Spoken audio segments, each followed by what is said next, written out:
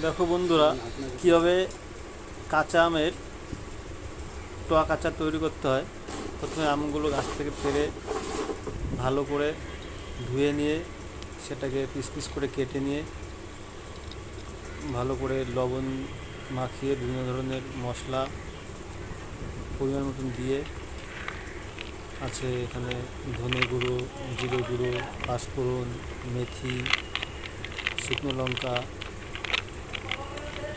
সমস্ত কিছু মাখিয়ে রোদে দিতে হয় এবং সমস্ত মশলাগুলো ভালো করে যাতে আমের মধ্যেও ঢুকতে পারে তার জন্য 2-3 দিন ধরে ভালো করে রোদ খাওয়াতে হয় এবং যতটা সম্ভব তেল দেওয়া যায় দিতে হবে। তবে রোদে যখনই এটা একটু ধরে আসবে তখন এটা বয়ামে প্যাকিং করে রেখে দিলে সারা বছর ঘরে বসে খেতে পারবে।